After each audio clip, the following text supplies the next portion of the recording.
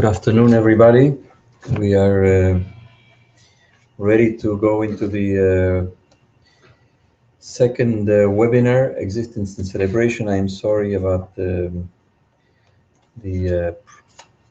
sudden cancellation last week. As you know, most of you, my wife's sister's husband died in Israel last week, exactly a week ago, as we were beginning the seminar, the webinar. He had been ill with cancer, with a very advanced melanoma, and he was in treatment. And in the midst of this treatment, apparently there was some hemorrhage in the brain, and he died suddenly. So I flew to Israel that night. I got back on Monday morning. I attended the funeral in the beginning of the Shiva, and Talia is still there with her family.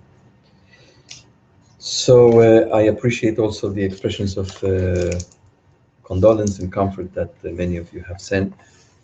And I'm ready to tackle this wonderful essay by Heschel, Existence and Celebration. We are on page 18. I will make a brief introduction to retrace our steps where we left off last week, which is about a 10-minute to 15-minute introduction. I have here a computer next to me, which is not working, Billy? Right. Not working. We're trying to add the possibility that you might ask questions or comments through this computer, but so far we are not being successful. Billy's here next to me trying. So I'll start, and then hopefully we'll get that computer running. So I want you to turn to page 18 if you have the book. And Heschel, at the bottom of the page, it says a very interesting way to frame this concept. At the last paragraph, in the middle of the line, our tradition seen from the outside looks like an intricate structure of deeds, of rituals and acts of charity. But a structure may be massive, imposing, but also dark. It is the light within those who inhabit the structure that radiates the splendor. In other words, he is addressing himself, as we said last week. We established that this speech was given in 1965 at the 34th General Assembly of the Council of Jewish Federations, a huge gathering of the Jewish institutional world from across the country. And he was signaling to them that we in this country have created a massive Jewish institutional world, but that the Jewish institutional world, in terms of content, was becoming empty and dark, that we could have all the structures in place and all the acts of charity, and we could have all the rituals and all the beautiful performance in the synagogue world. But if those structures and those synagogues didn't have any soul or any light, the structures would remain dark and empty and useless. And that's what this essay is about, talking about the state of the Jewish community, the institutional Jewish world, and the synagogue world in the 60s. And one can just assess. I think one should think about where we are 50 years later. Are we in the same place? Are we in a better place? Are we perhaps even in a worse place than we were, the Jewish community was 50 years ago? I'd like you to turn to page 20. We had read this little paragraph here, this section. The second paragraph beginning with the words, to be sure. To be sure, this is not an easy task. Most people think only once in their lives, usually when they are at college. He's had a great sense of humor, Heschel. I think I told you last week, Marshall used to be very fond of a Heschel quote that Heschel used to say often that there's nothing more dangerous than people who think. He would pause and then add the word once. There's nothing more dangerous than people who think once. In other words, people who never review their thinking, who make up their minds and are never willing to challenge themselves or to renew and review their thinking. So he continues, after that, their minds are made up and their decisions, utterances, are endless repetitions of views that have in the meantime become obsolete, outworn, unsound. In other words, the Jewish community acts according to patterns and to decisions made a long time ago. And if the conditions around the community change, as they do, life is in constant motion. Life is a dynamic proposition and things change all the time. If we remain with decisions made decades ago or even centuries ago and we don't update and we don't upgrade, then we are completely, we become completely obsolete, as he says, outworn and unsound. This applies to politics, to scholarship, the arts, as well as to social service. Views, just as leaves, are bound to wither because the world is in flux. But so many of us would rather be faithful to outworn views than to undergo the strain of re-examination and revision. There's nothing more pathetic than living with decisions that were made a long time ago. But that's where most people like to be. It's comfortable not to review and not to re-examine. The Reb Zalman said something really very compelling once that I heard. He said, what is policy? Policy is a decision you make today so that you don't have to think tomorrow. And that's how we act. We make policies so that we can perpetuate views of today into the future so that we never have to review our thinking. We never have to re-examine. And that's what's really happening with most of the world and also certainly with the Jewish community. This is very dangerous, of course, because the Jewish community becomes completely anachronistic in the sense that we live in the past. We live in the decisions of the past and the views of the past, and we are unable to move forward. I want you to turn to page 21. And he was talking, I remind you, to the General Assembly of the Jewish Federations. In those days, the Federation world was very dedicated and primarily dedicated to charity, to providing support for Jewish populations in need. And Heschel got a sense that these acts of charity on the part of the Jewish federations were isolated from other pillars of Jewish living. What are the three pillars of Jewish living?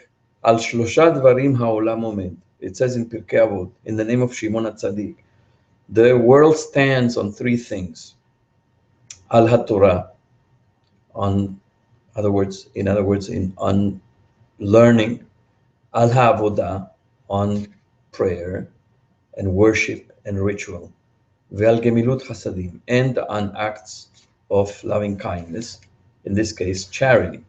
So that the Jewish concept is that these three aspects of Jewish living are inseparable.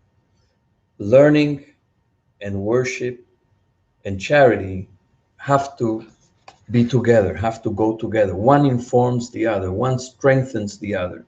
What Heschel sees in 1965, and we have to ask ourselves the question again, are we still in that place where the acts of charity or loving kindness, of chesed, tzedakah, have been separated from learning and from worship. In other words, is the Jewish institutional world, has the Jewish institutional world isolated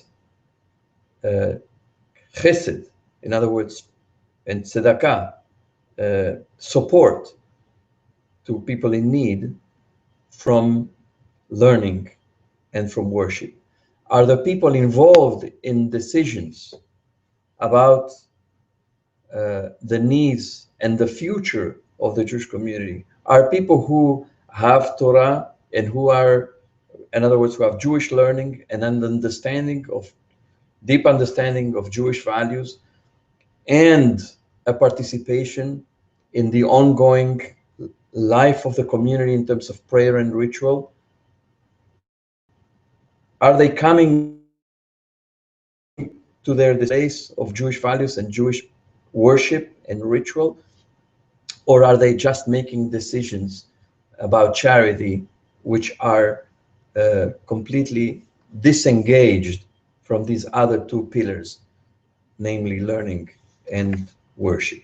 And that's, I think, where Heschel is going with this essay. Look at the third paragraph on page 21. Judaism does not live by charity alone.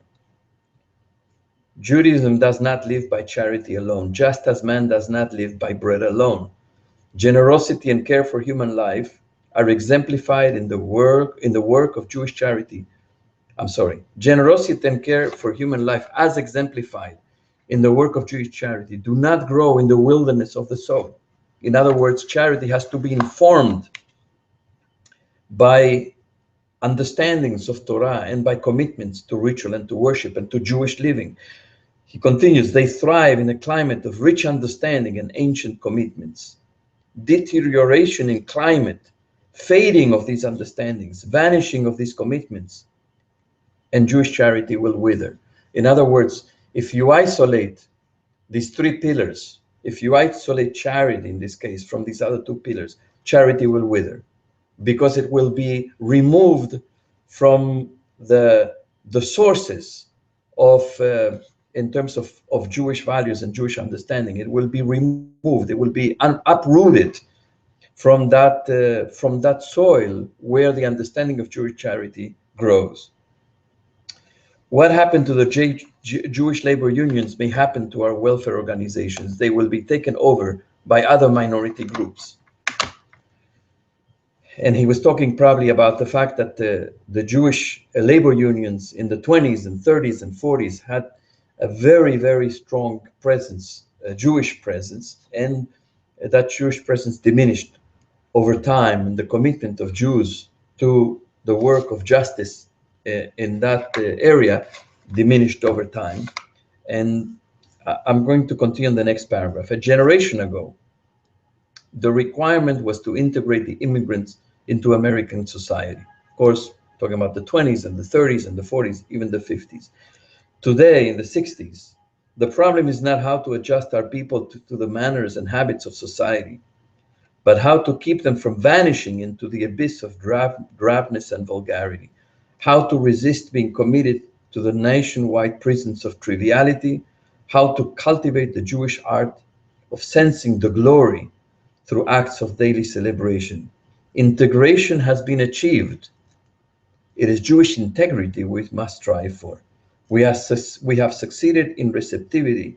We must prepare for the test of creativity. Of course, for many decades, the work of integration to American society, of striving to be accepted into American society, was actually what occupied the previous generations.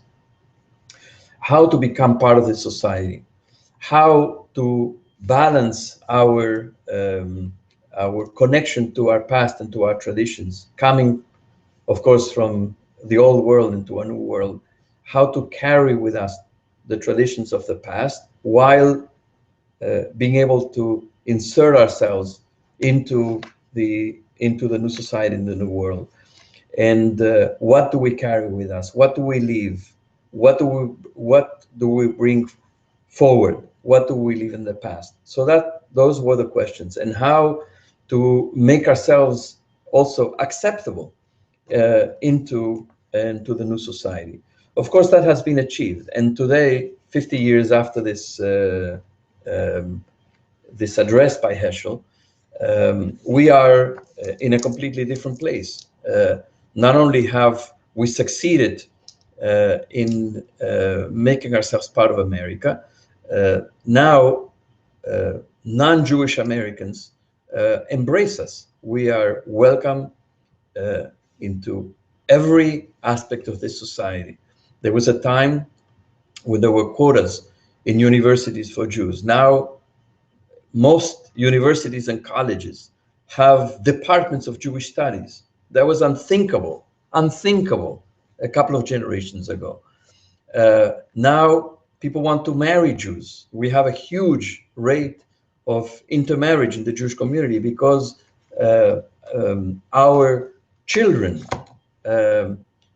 sometimes even many of us in our generation have intermarried, and now our children are welcomed with open arms into non-Jewish families.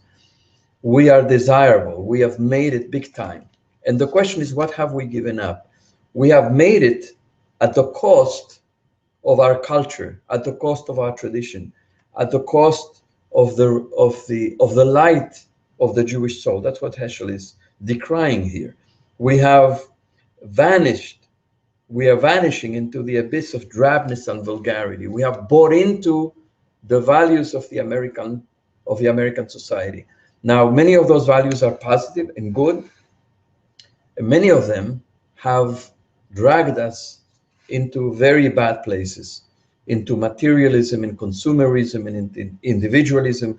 Many of the things that Judaism precisely has resisted and has actually combated for a very long time. And there is a certain vulgarity in the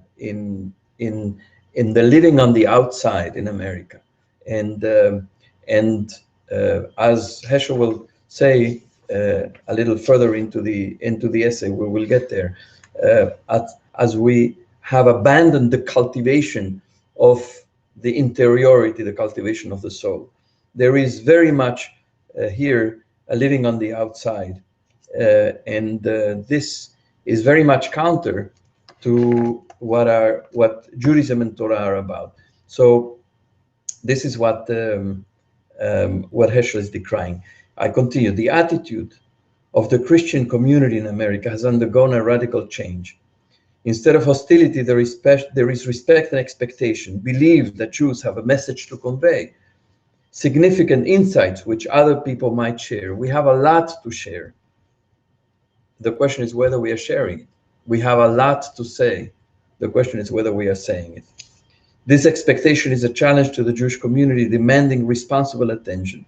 The primary issue is not defense, but wisdom, self-understanding, communication.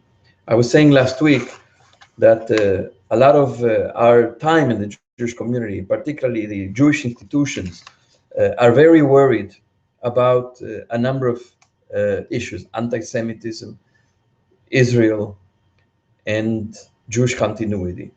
And this has sapped the energy of the Jewish community in terms of the ability to mine the richness and the wealth of the Jewish tradition of Torah in terms of what it has to give the soul and what it has to give society, the larger society, the contribution of the Jewish community to the larger society. If we have been consumed with Israel, with anti-Semitism, with the Jewish continuity, there's not much left in terms of energy, in terms of funding, in terms of creativity to address the major issues of our society, where Judaism really has something to say.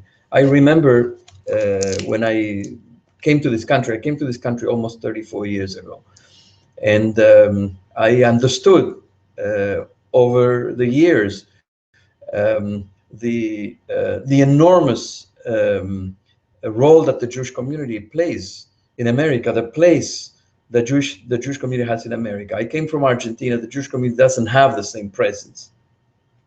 But I remember being utterly surprised when most of the pronouncements about issues of justice in society, social justice, were made by the Conference of Bishops, and where the Jewish community have very little to say about these things. I was surprised and pained by the fact that it was spiritual leadership of other communities, of other groups, that took on the speaking up about those issues, and that the Jewish community was mostly silent, with a few exceptions here and there, and that we have been mostly consumed with the issues I mentioned before. Not that they're not important. It's important that we are aware that there's anti-Semitism in the world.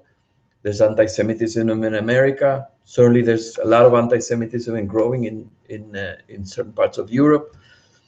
Certainly, Israel is a challenge, and Israel's existence seems at times to be in danger, or at least the legitimacy of Israel seems at times to be in danger. And certainly, Jewish continuity is a challenge. But to accept that these issues will completely deplete our attention, our resources, human resources and financial resources, I think is a huge mistake. There will be no Jewish continuity if the Jewish community doesn't have a message. There will be chas v'shalom a million times that Israel, I believe, should continue to be strong and continue to thrive. But Israel will not thrive as it should if we here and our brothers and sisters there do not have a powerful message coming from Torah and from our spiritual resources and from our values.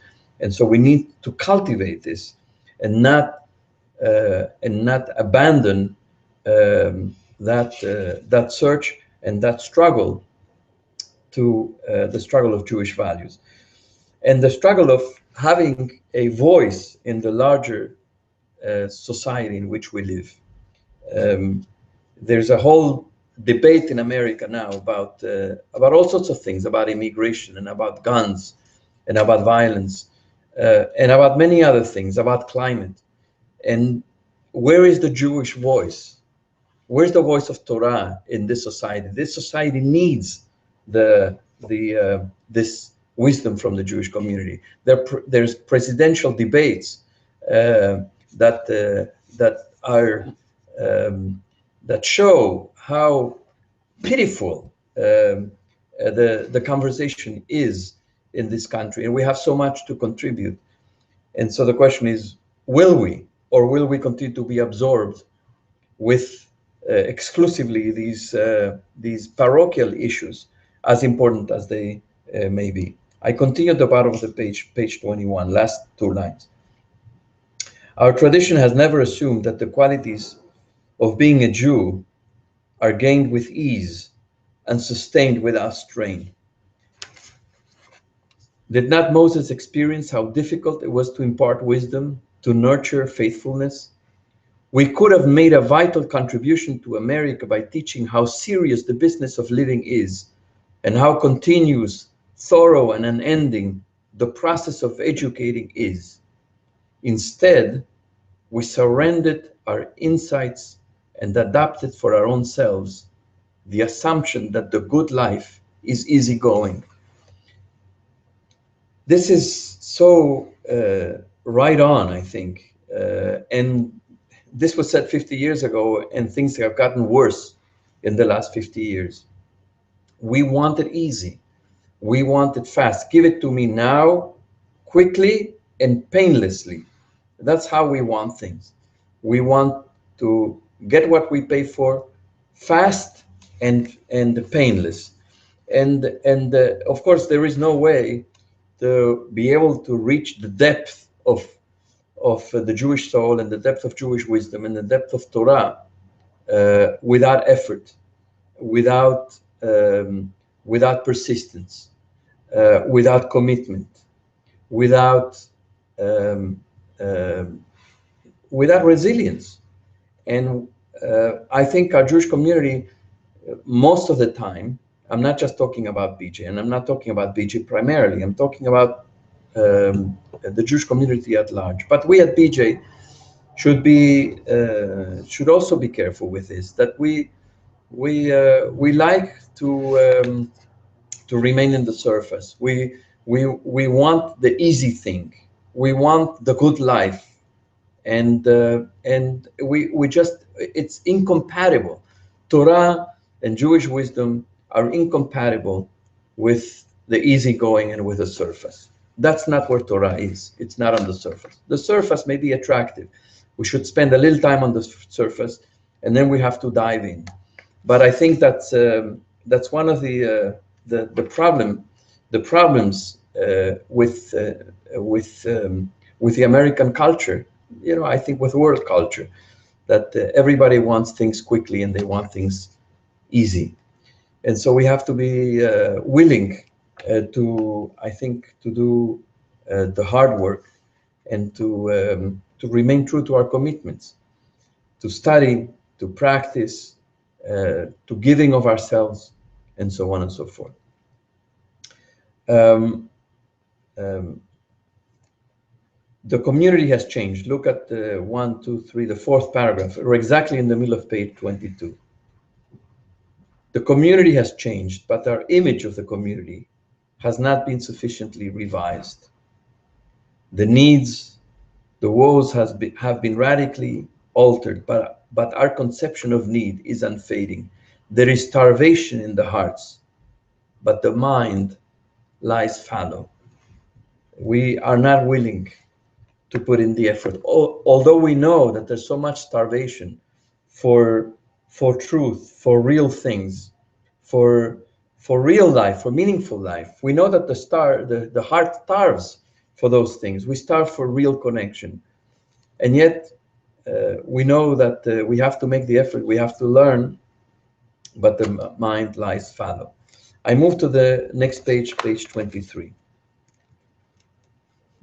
It's very funny how he says it here. Our institutions maintain too many beauty parlors, and you can replace beauty parlors with gyms. And I don't have anything against gyms. I think physical health is very important. But we have too many beauty parlors or too many gyms. Our people need a language, and we offer them cosmetics. People need spiritual exercise, and we give them swimming pools, and we give them machines to exercise our legs and our arms, but nothing to exercise our minds, and very little to exercise our hearts. Our people need style, learning, conviction, exaltation, and we are concerned about not being admitted to certain country clubs. Of course, this has excuse me, I need to do something here in the computer. Of course, this has changed. We are admitted to every country club. That's not the problem. We are admitted to every university. That has changed, of course, in a majorly positive way. But we still are in need. Although we have joined all the country clubs, we have our own country clubs. We have joined all the universities. We have joined everything in America. We still need learning and conviction and exaltation. Exaltation is a fantastic word that Heschel loves. Exaltation is when the soul vibrates, when it's elevated. And yet, you know, most of Jewish life is boring and is flat. It's fading. There is no life. There is no reaching for something beyond. There's no reaching for true celebration. There's no reaching for true emotion, for true expression. We just go along with emotions, and that's the kiss of death of Judaism, is actually going through the motions. This is fantastic here. Skip one paragraph. We are ingenious in fundraising, which is good. We're shipwrecked in raising our children. which is tragic. We give of our wealth to many good causes. We lose our substance in abandoning our children to fetishism. I wish we would give priority to teaching and inspiring our children to live as Jews. We may claim to be a success, but in the eyes of Jewish history, we may be regarded as a failure. In other words, are we educating the next generations Jewishly? The question is, are we educating ourselves Jewishly? Do we have the ability, if we are not educated ourselves Jewishly? And I'm not just talking about academic knowledge of Jewish philosophy and Jewish history. Those are important, but I'm talking about educating ourselves in the meaning of our tradition, the meaning of our rituals, to really be conversant in what are Jewish values. Can we educate the next generation if we ourselves are not educated that way? I turn to the next page, page 24. I'm sorry that this is not, I don't know if there haven't been any comments or my computer here, my laptop next to me has not been picking them up. I'm sorry if you have sent something and I have not seen it. Middle of page 24. How do I relate myself to the community of which I am a part? A relationship distorted brings anxiety, resentment, hostility. A relationship restored comes about through understanding, shared meaning, and love. This is very important for us to keep in mind of how do we connect ourselves, how do we relate to the community of which we are a part. In other words, not just our immediate community, but the larger community, the larger Jewish community.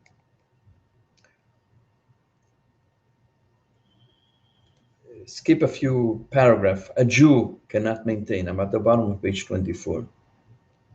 A Jew cannot maintain a relationship of detachment to his situation. He either loves or hates his being a Jew. Judaism is either esteemed or despised, detested or revered, honored or dishonored. I'm not sure I agree with Heschel in this dichotomy of love or hate. I think we have to instill in ourselves and in the next generations a profound love for Judaism. There's so much in Judaism that can be loved and treasured and valued. I think that the problem now is apathy, is actually a sense of carelessness about Judaism in most people in the next generation, even in our generation. I think there is a sense of detachment, a sense of apathy, a sense even of hesitation about whether there is anything of value that the Jewish tradition and the Jewish community have to offer. I think we have, in many ways, disappointed the next generation. Sometimes we say, why aren't young people involved in Jewish life? And the question is, what have we given them? What have we given them in terms of inspiration? What message have they heard so that they would be attracted? I think the problem is not with the next generations. I think the problem is with us. And what has the synagogue offered in any way that is meaningful to them, that actually responds to the questions that they have? The synagogue responds to the questions we have, or a synagogue answering questions that have nothing to do with our lives, is answering questions from other times, or about issues which have nothing to do with what our soul craves. If it is so for many in our generation, in terms of our relationship to the synagogue or the Jewish community, imagine what it is for the next generations. If we have a Judaism that is outdated, how are we going to attract the next generations? And so what it provokes, what it induces, is a situation of apathy, of disengagement, of detachment.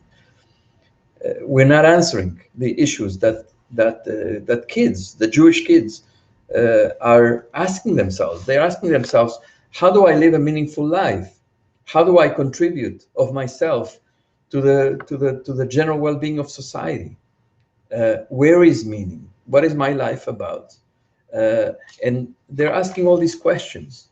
Questions about relationships, about love, and about work, about where to find meaning, and how to make a meaningful contribution. And we're not answering those questions. If they come to shul, any shul, with few exceptions, people won't find the answers, and most kids won't find the answers to those questions. So there is no sense also of holiness. With turning to page 25, he's here. He's asking, what's our answer to the Holocaust? And on page 25, about 1/3 down from the top, he says, the answer is not to be given in a phrase, but the answer must fill our soul with a conviction. Holy, holy is the word Jew. And this is a word that you don't hear mostly in the Jewish community, the word holiness. Judaism is about holiness. It's about how to live holy lives, not just about to live, how to live a good life, but how to live a Jewish life, how to sanctify our lives and how to sanctify the world. But this is a word that is incomprehensible to most Jews, and it's a word that is not usually heard in a Jewish context, not even in a synagogue. And to know that Jewish life is holy, to know that Judaism is holy, to know that the word Jew is holy. This is what Heschel is saying here. Who is even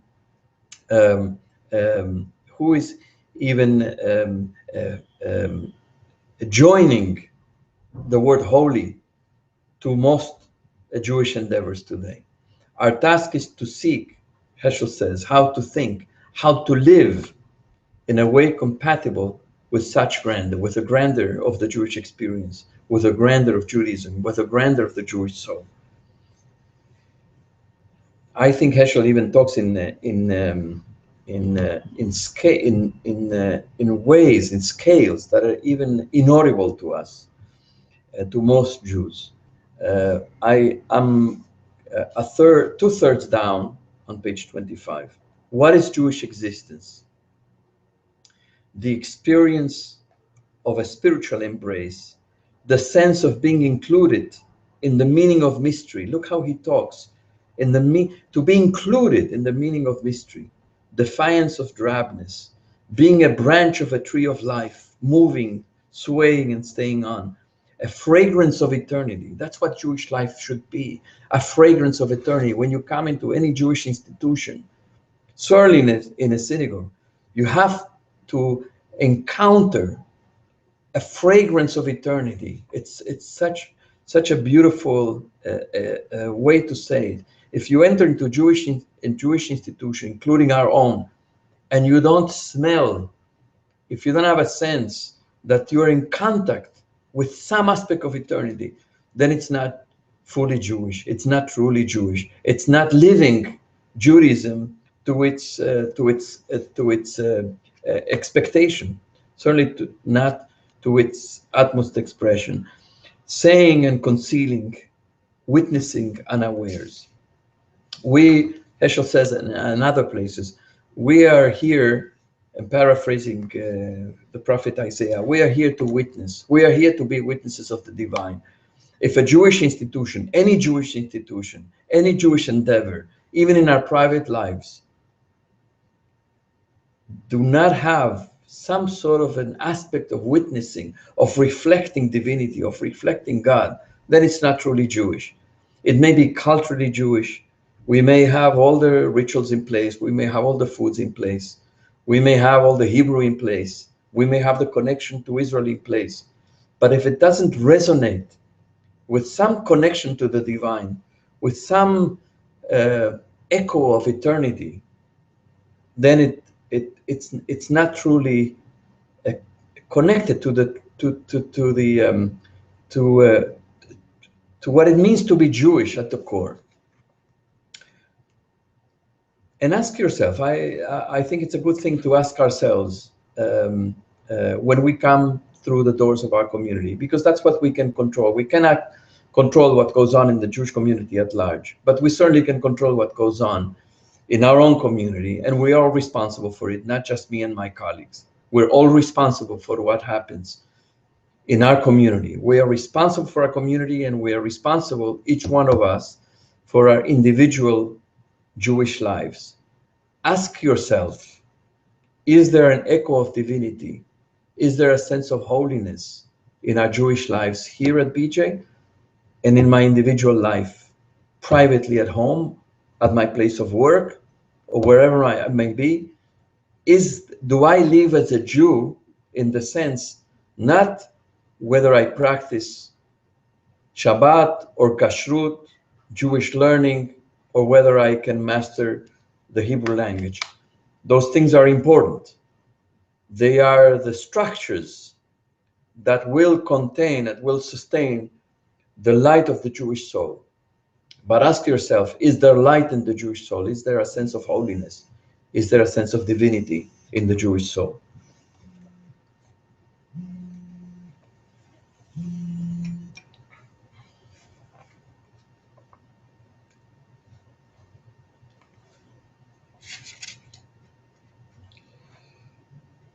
I turn to page 27. We just have a few more minutes left, and there's a lot more in this article,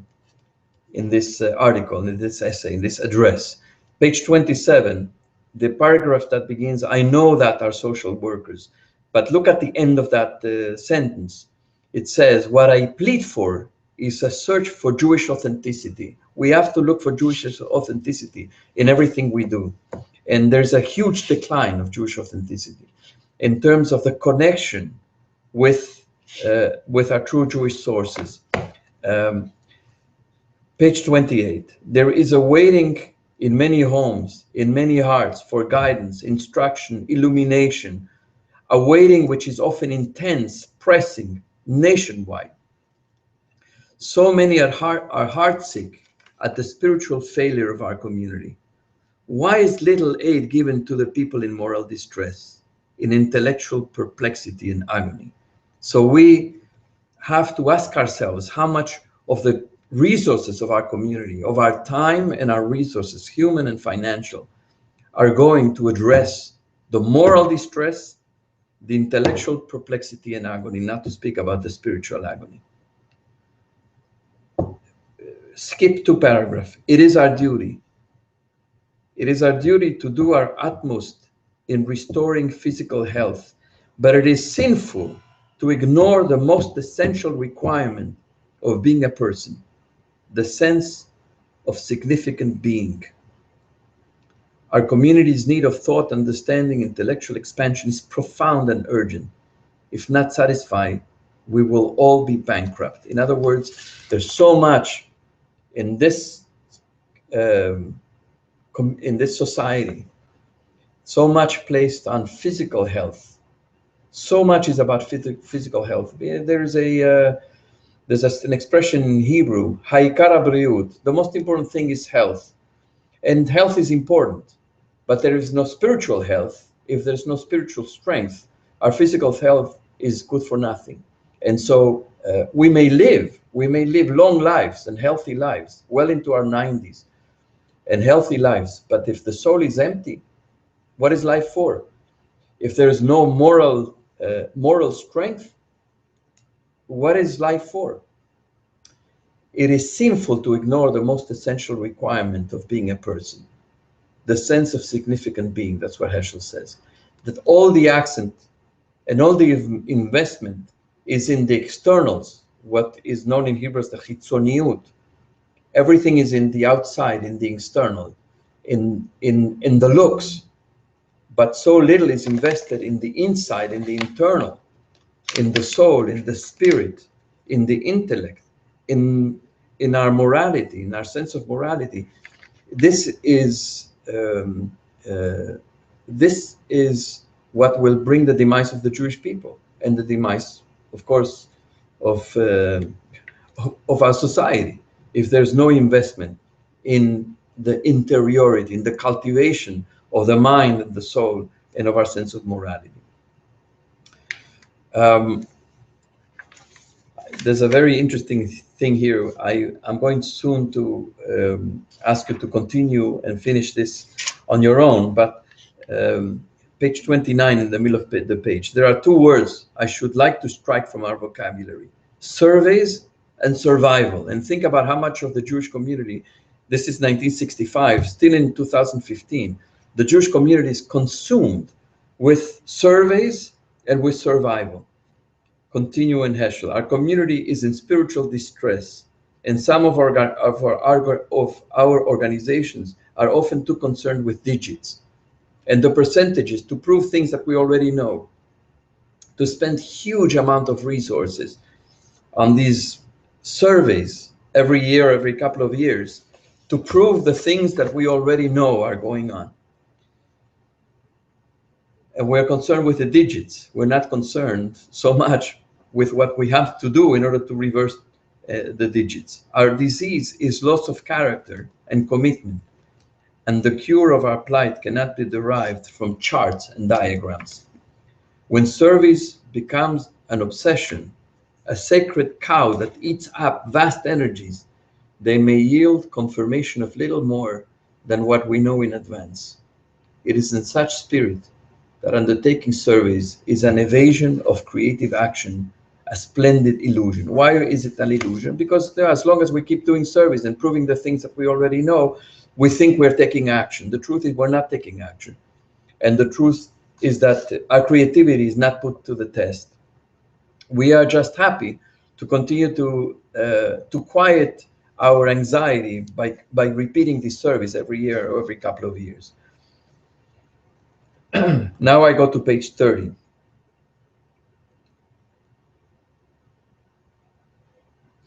Third line, preoccupation with the notion of survival is the result of utilitarian philosophy, according to which Judaism is a means to an end, a device of contrivance to preserve the Jewish people. What are we preserving the Jewish people for?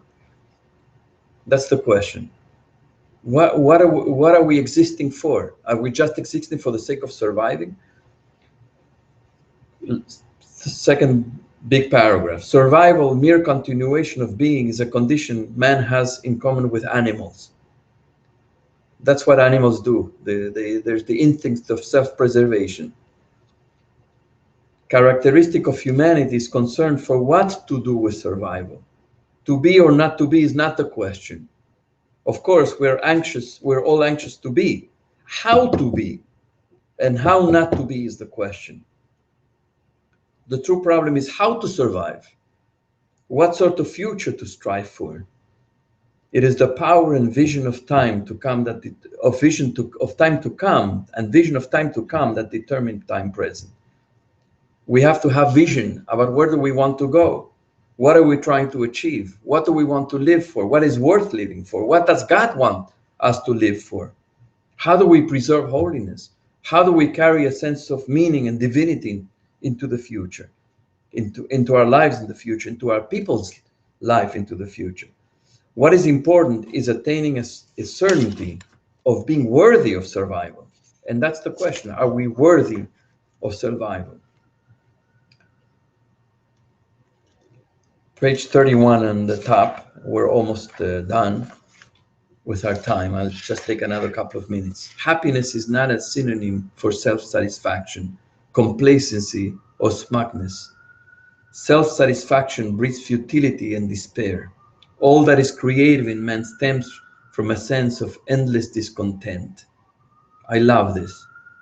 All that is creative is a sense of endless discontent. If we're happy with what we have, we're never going to strive for what we don't have. And we don't have a lot. We may have materially a lot, but spiritually we have very little.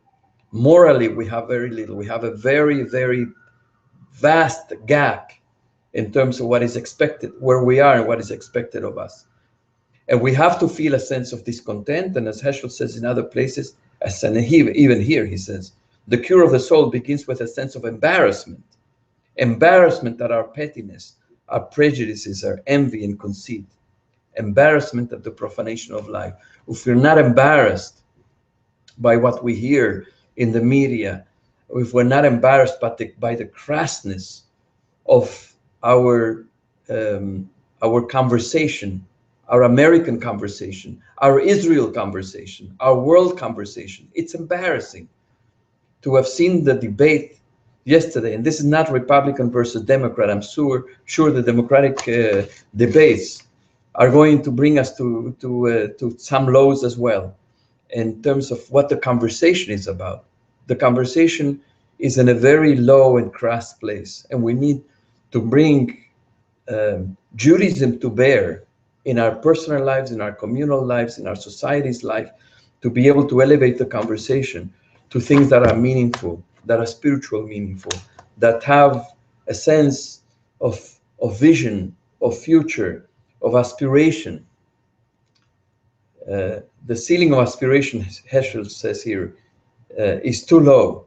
A car, a color TV, and life insurance. This was in the 60s. So now it's a better car, a larger apartment, is a nice computer, a better iPhone or other device.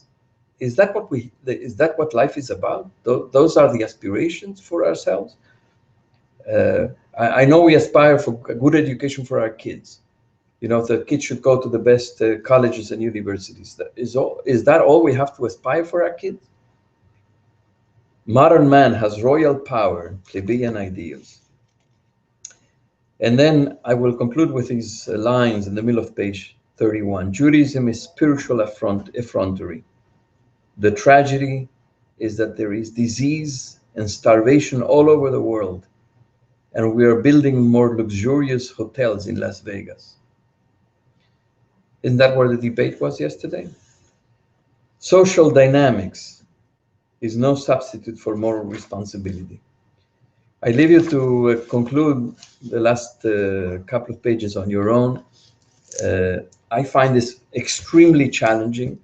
For me, it's a reminder when I read these words of Heschel, it's a reminder of the work we have to do, of how much we have to take ourselves in hand, of the effort we have to make and the commitments we have to make.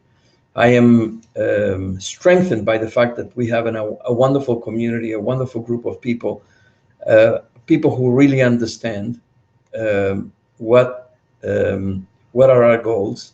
We have to keep reminding ourselves, keep reminding each other of our goals, keeping each other together, and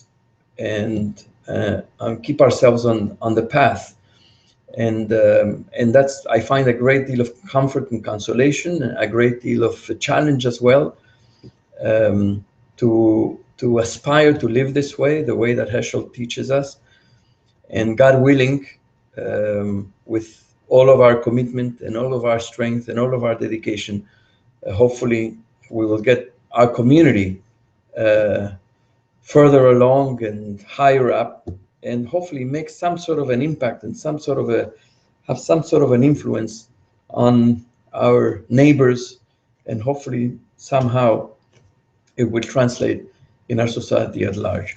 It was a pleasure to be with you. I am sorry I was not able to hear your comments or questions or to read them in the laptop here, but I hope it was as productive and compelling for you these past 45 minutes to 50 minutes as it was for me. Have a good rest of the day. I will see some of you tomorrow at Lunch and Learn, and hopefully see many of you on Shabbat. Have a good week. Bye-bye.